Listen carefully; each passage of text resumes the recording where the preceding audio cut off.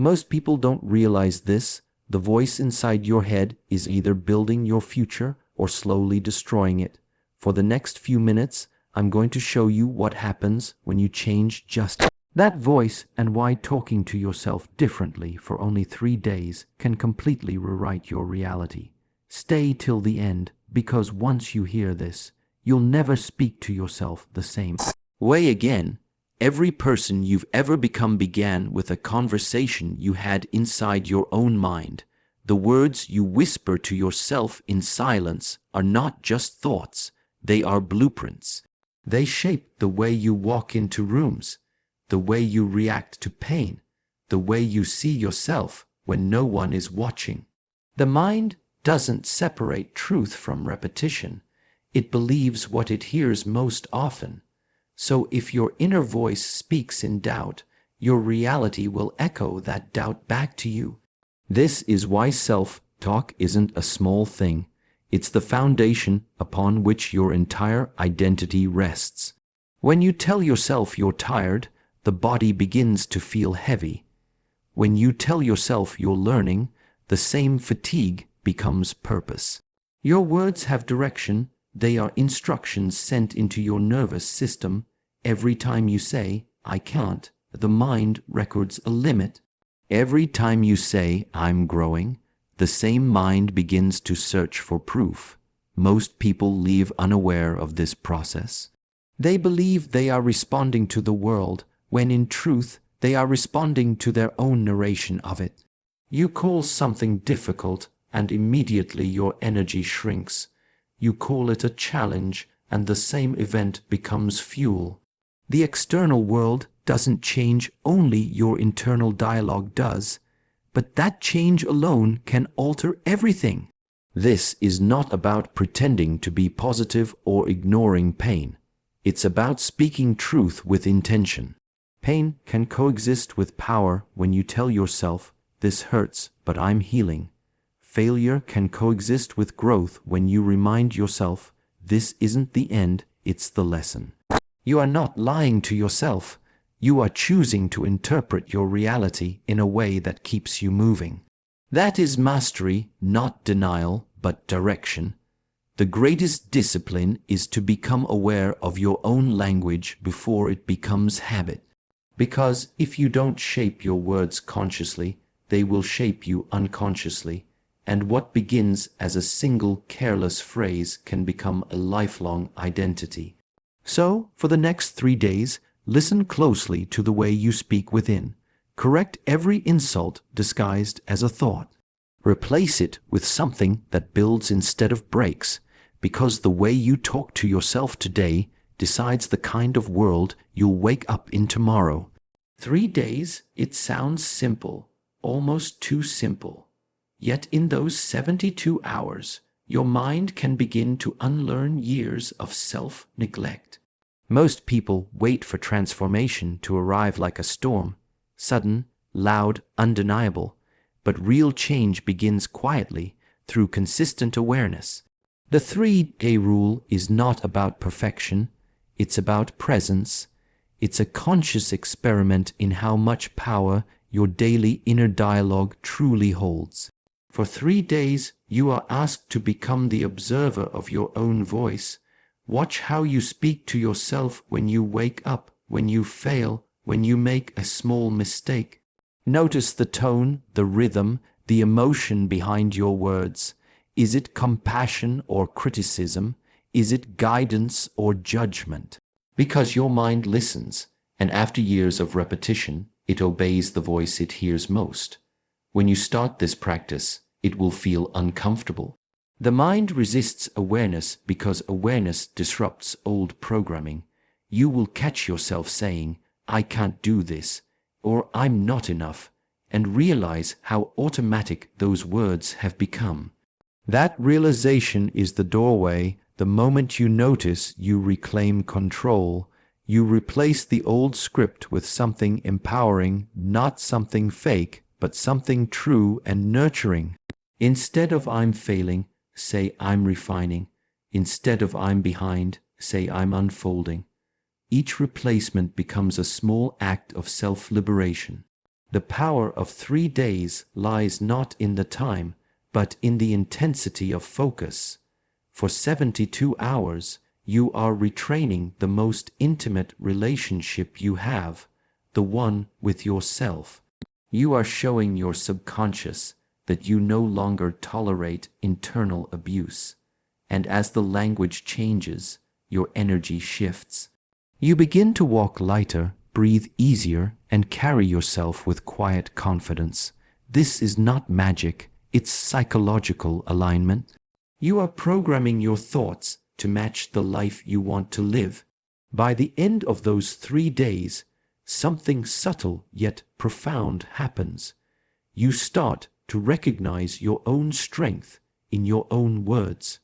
And once you hear that voice, the one that supports you instead of sabotages you, you can't go back to silence.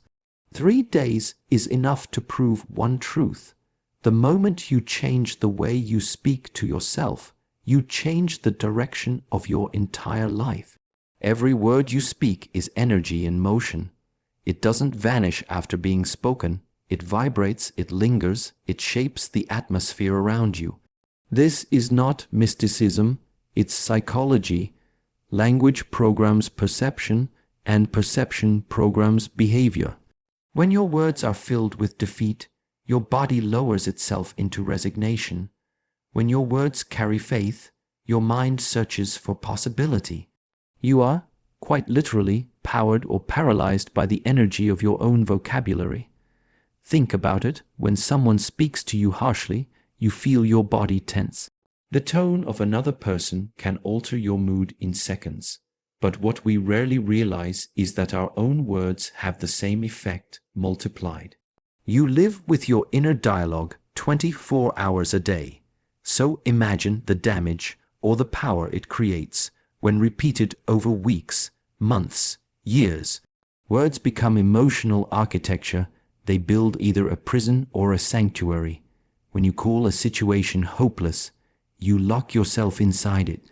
When you label it temporary, you leave the door open. When you say, "I'm trying," your energy stays uncertain. But when you say, "I'm doing," the body aligns with action.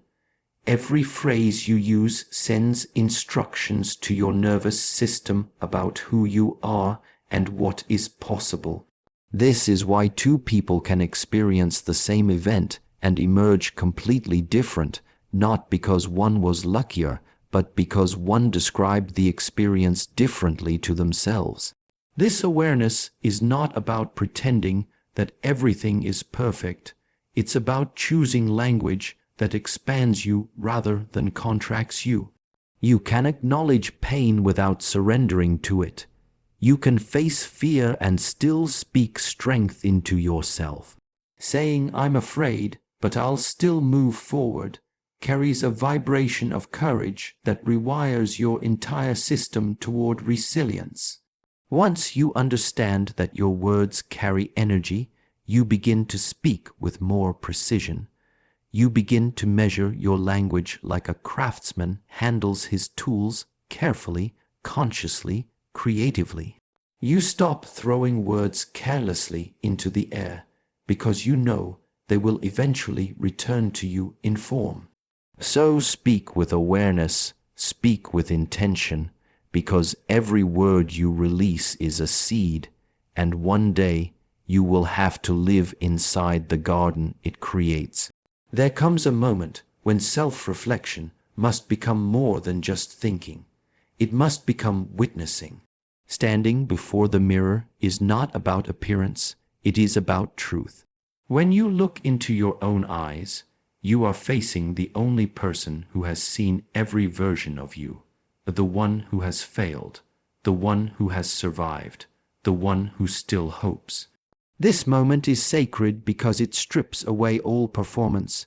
There are no filters, no audience, no expectations. Just you and the reflection of what you've carried. Most people avoid this kind of encounter.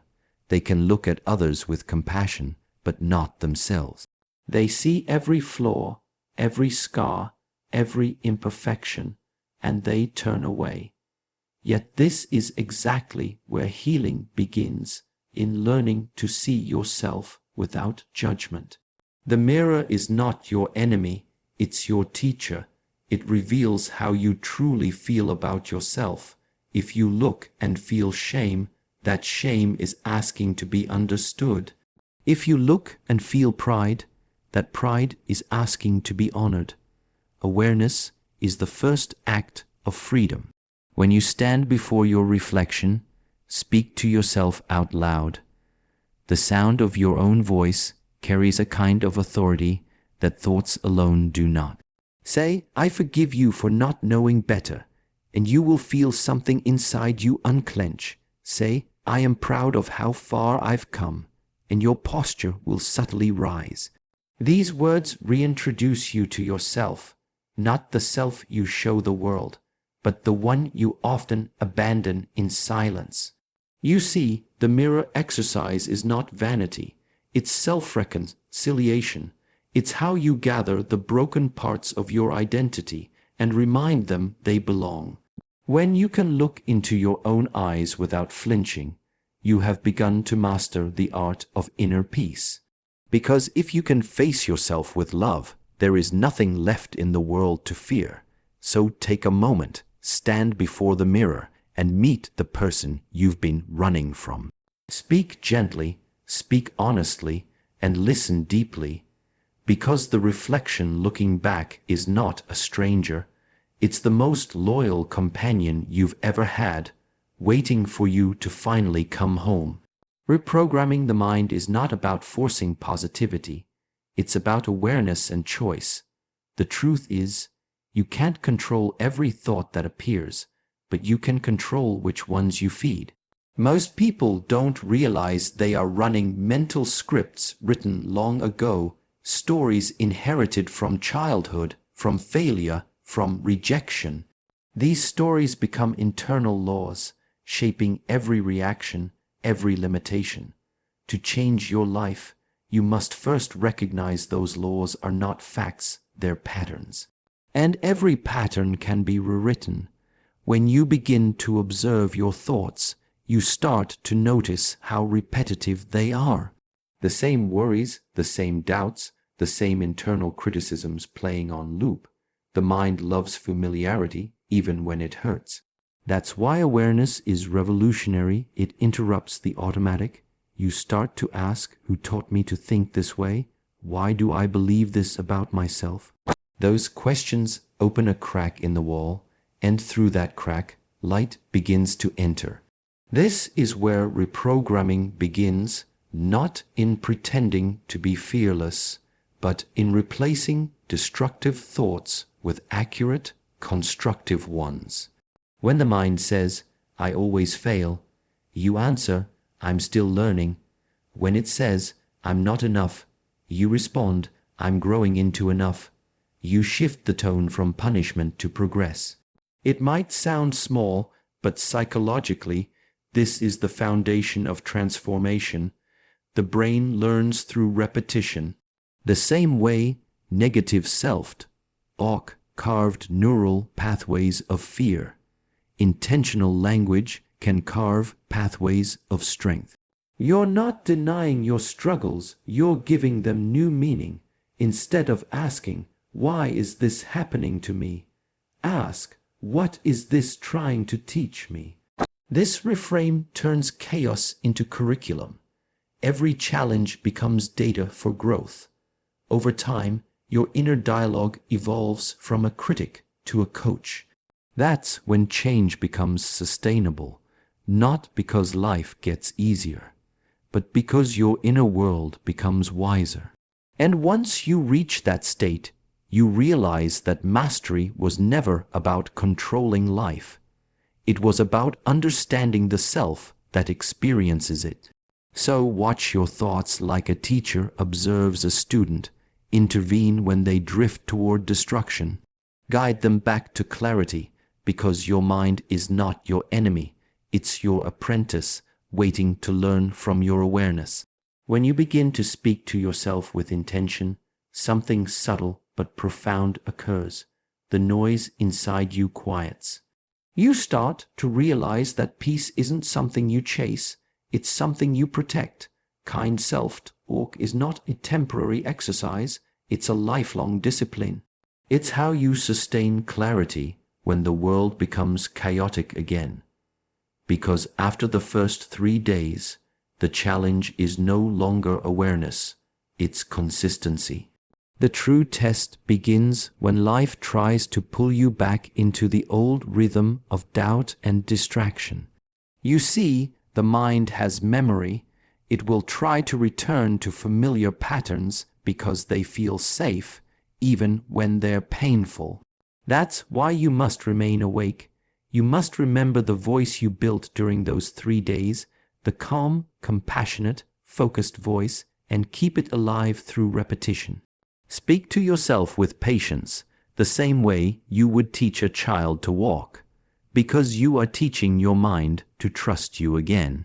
Sustained transformation doesn't happen in one breakthrough moment. It happens through a series of quiet, deliberate choices. When you wake up and reaffirm your worth, when you make a mistake and refuse to spiral into shame, when you face resistance and still choose self-belief over self-blame. Every time you do that, you reinforce the new program. The mind begins to understand, this is the new way we speak, this is the new way we think, this is the new way we live. Eventually, this internal dialogue becomes your natural state. It no longer requires effort. It becomes your language of being. You start moving through life with a steadiness that doesn't depend on external approval or perfect circumstances. People will feel it in your presence, that quiet certainty that comes from someone who has befriended their own mind. And that is the highest form of mastery, to live in harmony with yourself, not because everything is perfect, but because you no longer abandon yourself when it's not. So keep talking to yourself with truth, with respect, with discipline.